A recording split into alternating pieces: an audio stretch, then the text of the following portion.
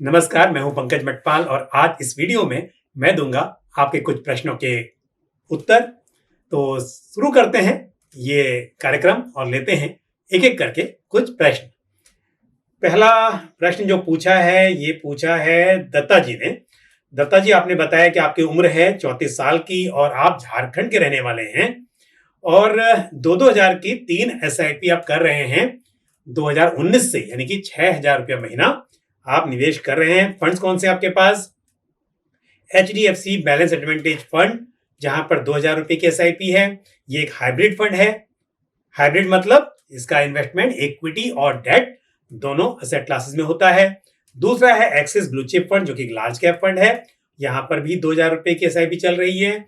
और SBI blue chip fund में, ये भी लार्ज कैप फंड है, यहां पर 2,000 की SIP है। और साथ में आप कह रहे हैं कि अप्रैल 2023 से आपने HDFC मल्टी कैप फंड में भी SIP शुरू की है। कितने की? 5,000 रुपए की। और 1 जून 2023 से बंधन स्टर्लिंग वैल्यू फंड में SIP है 1,000 रुपीज की। और लमसम आपने इन्वेस्ट किया है Aditya Birla Sun Life transportation and logistics fund में। रेगुलर ग्रोथ कितना है इसमें? 25,000 रुपए। और आप ये बोल रहे हैं कि 2045 तक आप अपने इन्वेस्टमेंट को जारी रख सकते हैं। और अब आपको 10,000 की SIP और करनी है। और आपका जो लक्ष्य है वो है बेटी की शादी। तो 15 साल की उनकी उम्र है अभी, तो आपके पास अभी टाइम है कि आप अगर 45 बोल रहे हैं तो काफी टाइम है। 24 में हम हैं अभी, तो करीब 21 साल अभी और हैं इन्वेस्टमेंट के लिए, ऐसा आप कह रहे हैं 45 तक। तो एनीवे, देखिए आपके पास लार्ज कैप फंड्स भी 2 हैं और अब मल्टी कैप फंड जो है उसका इन्वेस्टमेंट भी large cap, mid cap, small cap सभी में जाता है। आपके पास क्या मिसिंग है? एक है इंटरनेशनल फंड जो कि मिसिंग है, और दूसरा है आपके पास में कि मिड कैप स्मॉल कैप नहीं है। आप एक काम कीजिए, आपको मैं तो नहीं कहूँगा कि लमसम कर रहा है, आप तो SIP करना चाह रहे हैं वैसे भी, तो आप एक मिड कैप फंड ऐड कीजिए अपने पोर्टफोलियो में और साथ ही आप ऐड कीजिए एक इंटरनेशनल फंड। मिड कैप में Motilal Oswal mid cap fund, इस फंड को आप शामिल कीजिए। इंटरनेशनल फंड, उसके लिए आप चुन सकते हैं एक NASDAQ 100 फंड। और अगर मैं स्कीम के नाम की बात करूं तो ICICI prudential NASDAQ 100 fund consider किया जा सकता है। तो एक इंटरनेशनल फंड और एक रहेगा मिड कैप फंड। इन 2 फंड्स को आप अपने पोर्टफोलियो में शामिल कर लीजिए। और एक बात और कहूंगा कि लार्ज कैप में आपके पास 2 फंड्स हैं और अच्छा होगा कि दोनों एक्टिव लार्ज कैप फंड्स रखने की बजाय आप एटलीस्ट एक large cap index fund consider करें। और लार्ज कैप इंडेक्स में इनमें से एक लार्ज कैप फंड को बंद कर दें और आप Aditya Birla Sun Life Nifty 50 equal weight index fund ये अपने पोर्टफोलियो में शामिल कर लें। और यदि आपको जैसे कि SBI ब्लू चिप फंड आपके पास है, यदि SBI का फंड रखना है तो आप एक काम कर सकते हैं, SBI Nifty 50 equal weight index fund आप पोर्टफोलियो में ऐड करें और SBI ब्लू चिप फंड में जो SIP चल रही है उसे कैंसिल कर दें। तो ये भी हो सकता है, लेकिन ये जरूर है कि आप एक इंडेक्स फंड को शामिल कर लें। लेते हैं अगला सवाल जो पूछा है। आपका नाम यहाँ लिखा है TA और आपका सवाल यह है कि म्यूचुअल फंड इन्वेस्टर की मृत्यु होने पर नॉमिनी को अमाउंट रिडीम होकर उसके खाते में ट्रांसफर होता है या नॉमिनी को यूनिट्स ट्रांसफर होती हैं? क्या नॉमिनी उस पोर्टफोलियो को आगे कंटिन्यू कर सकता है? तो यहाँ पर यूनिट्स रिडीम नहीं होती हैं, बल्कि नॉमिनी उन यूनिट्स को अपने नाम पर ट्रांसमिट करता है और इसके लिए ट्रांसमिशन ऑफ यूनिट्स का एक फॉर्म भरना होता है, अप्लाई करना होता है और नॉमिनी का KYC होना चाहिए। और साथ ही क्योंकि अब नॉमिनी के नाम पर यूनिट्स ट्रांसफ़र होंगी तो ऐसे में जो नॉमिनी होगा वो अकाउंट होल्डर बन जाएगा और साथ ही एक नया नॉमिनी यहाँ पर अपॉइंट करना होगा। और यदि उस फोलियो में एक से ज़्यादा अकाउंट होल्डर हैं तो इस केस में जिस अकाउंट होल्डर की डेथ हुई है उनका नाम डिलीट किया जा सकता है और दूसरा जो अकाउंट होल्डर है उस म्यूचुअल फंड फोलियो में वो इसे आगे कंटिन्यू कर सकता है। बढ़ते हैं आगे और लेते हैं अगला सवाल जो पूछा है GPS क्यारी, ये यहाँ पर YouTube में नाम लिखा हुआ है और आपने कहा है कि आप मेरे वीडियो रोज़ देखते हैं, तो बहुत बहुत धन्यवाद और मुझे उम्मीद है कि इससे आपको फ़ायदा मिल रहा होगा। आपने बताया आपकी एज है 56 ईयर्स की और पराग पारिक फ्लेक्सी कैप फंड में 3000 रुपीज़ और ICICI prudential blue chip fund में 3200 रुपीज़ की SIP चल रही है और आपने ये भी कहा है कि ICICI prudential blue chip fund में 31% का प्रॉफिट आपको हुआ है। एक्सिस ब्लू चिप फंड में 50,000 रुपीज़ का इन्वेस्टमेंट है और 20% का प्रॉफिट है। ICICI बैलेंस एडवांटेज फंड में 2600 रुपीज़ का इन्वेस्टमेंट मतलब SIP चल रही होगी, 12% का यहाँ पर प्रॉफिट है और ICICI prudential multi asset fund में 600 की SIP है और टारगेट है 10 ईयर्स का। आपको चाहिए 25 लाख, आप गवर्नमेंट सर्वेंट हैं। तो अब यहाँ पर जानना ही ज़रूरी है कि यदि आप SIP कर रहे हैं तो अब तक कितना अमाउंट इकट्ठा हो चुका है उसकी जानकारी आपने नहीं दी है। तो यदि मैं ये मानकर चलूँ कि अब आगे इस इन्वेस्टमेंट के साथ यदि आगे बढ़े तो कितना पैसा इकट्ठा हो सकता है, तो मैं 12% के CAGR पर ये कैलकुलेट करके आपको बता देता हूँ। हालांकि आप जानते हैं कि म्यूचुअल फंड्स में रिटर्न्स जो होते हैं वो कम और ज़्यादा हो सकते हैं, लेकिन लॉन्ग टर्म में हम इक्विटी फंड से स्पेशली 12% के CAGR की उम्मीद तो रख ही सकते हैं, क्योंकि हिस्टोरिकली हमने देखा है कि इक्विटी फंड्स ने इन्वेस्टर्स को निराश नहीं किया है और अच्छे रिटर्न्स डिलीवर किए हैं। तो लमसम में है 50,000 रुपीज़ और SIP है 9,200 रुपीज़ पर मंथ की और 10 ईयर्स में आप पाना चाहते हैं 25 लाख रुपीज़। 12% के CAGR पर कैलकुलेट करके देख लेते हैं तो कैलकुलेशन निकल कर आ रही है कि करीब 22 लाख रुपीज़ इकट्ठा हो सकते हैं यदि 12% का CAGR मिल रहा है। तो मैं कहूँगा कि थोड़ा सा आप SIP अमाउंट को बढ़ा लीजिए। इसे यदि आप 11,000 पर मंथ कर लेते हैं तो आसानी से आप अचीव कर पाएंगे अपने टारगेट को। तो 11,000 पर मंथ SIP का अमाउंट कर लीजिए और यदि ऐसा पॉसिबल नहीं है तो आप हर साल इन्वेस्टमेंट को बढ़ाते रहिए, तब भी ये मुमकिन हो पाएगा कि आप अपना गोल अचीव कर पाएंगे। 11,000 नहीं, यदि आप 10,500 भी करेंगे तो भी 25 लाख पे बन जाते हैं। मैंने लमसम के लिए बोला 11,000, तो आप देख लीजिए कुछ अमाउंट अभी बढ़ा सकते हैं तो बढ़ा लीजिए, अदरवाइज जैसा मैंने कहा कि आप year after year SIP amount को बढ़ाते रहिए और ताकि आप एक बड़ी राशि इकट्ठा कर सकें। All the best to you. और अब लेते हैं अगला सवाल जो पूछा है मिस्टर हसन ने। हसन जी, आपने कहा है कि Nifty 2050 ETF, Nifty mid cap 150-20 ETF और HDFC small cap 250 ETF, Motilal Oswal Nasdaq 100 ETF, क्या इनमें SIP चालू कर सकते हैं?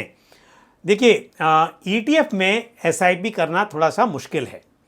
आप म्यूचुअल फंड में जब SIP करते हैं तो यहाँ पर बड़ा आसान होता है कि आप डिसाइड करते हैं कितना अमाउंट हर महीने आपको इन्वेस्ट करना है और आपके बैंक अकाउंट से उतना अमाउंट उस डेट को जो आपने तय की है डेबिट होता है और उसके बदले में आपको यूनिट्स मिल जाती हैं।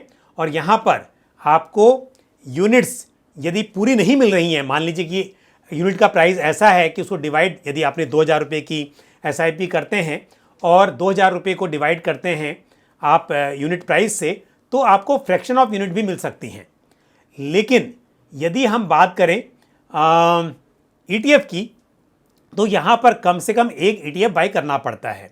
तो ऐसे में होता है क्या है कि आपको ब्रोकर के अकाउंट में पैसे ट्रांसफ़र करने होंगे और फिर मतलब कि जो डेट आपने डिसाइड की है उस डेट पर ब्रोकर के अकाउंट में उतने पैसे ट्रांसफ़र हो जाने चाहिए और फिर आपको यूनिट्स मिलेंगी। तो यहाँ पर यदि आप चाहते हैं कि 2,000 रुपये की SIP करें तो ETF में वो एग्जैक्ट 2,000 की SIP नहीं हो पाएगी, कभी कम होगी, कभी थोड़ा ज़्यादा होगी, क्योंकि यहाँ पर कम से कम एक ETF बाय करना जरूरी है, जबकि म्यूचुअल फंड्स में यूनिट्स आपको एक से कम भी मिल सकती है। तो यदि मान लीजिए कि 120 या 120.2546 ऐसे करके यूनिट आ रही हैं तो वो भी आपको मिल सकती हैं। तो इसके लिए मैं कहूँगा कि यदि SIP करनी है तो आपको यदि निफ्टी 50 20 में करनी है तो आप निफ्टी 50 इंडेक्स फंड में कर लीजिए। इसी तरह से आपको यदि मिड कैप में करना है तो निफ्टी मिड कैप 150 इंडेक्स में आप कर सकते हैं।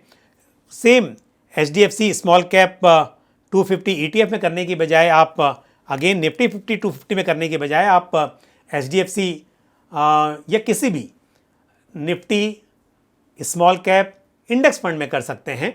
और नेस्डैक 100 फंड ऑफ फंड्स या नेस्डैक 100 फंड की चॉइस भी आपके पास है तो उसमें आप कर सकते हैं।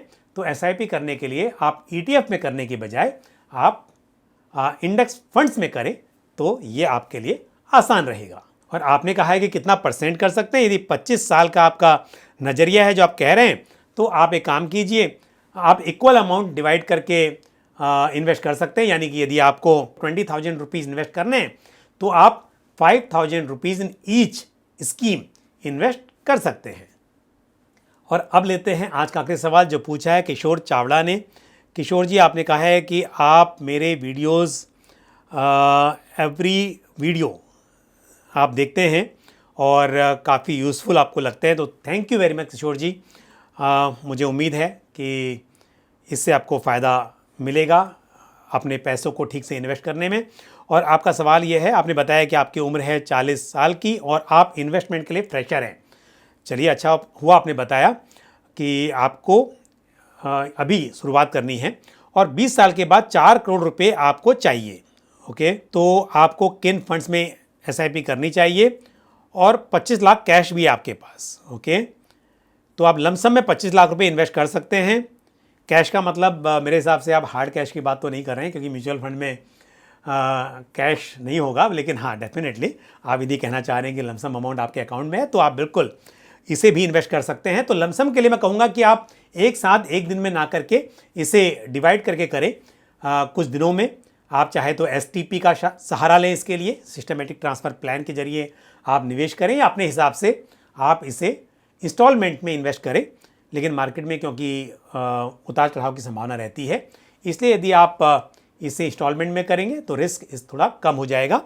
इसकी मैं बताता हूँ आपको। और आपने ये भी कहा है कि कितने साल में टारगेट अचीव हो सकता है, और साथ में आपने ये भी कहा है कि लमसम और SIP दोनों करना है, फ़ायदेमंद क्या रहेगा। तो मैं बताता हूँ आपको। डेफिनेटली जो अमाउंट आपके पास अवेलेबल है उसे तो आप इन्वेस्ट करें ही, और साथ में आप SIP भी कर सकते हैं। पहले कैलकुलेट करते हैं। तो 25 लाख रुपीज़ 20 ईयर्स में 12% के CAGR पर लगभग 2 करोड़ 41 लाख रुपीज़ बन सकते हैं।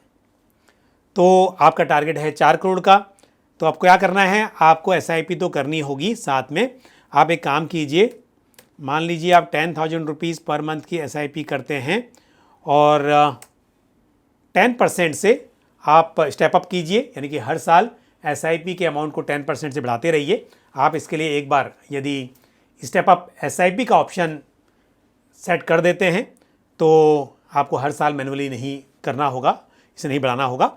तो 10,000 की SIP 20 साल के लिए 10% से स्टेप अप करेंगे, ये हो जाएगा अमाउंट अराउंड 1 करोड़ 86 लाख।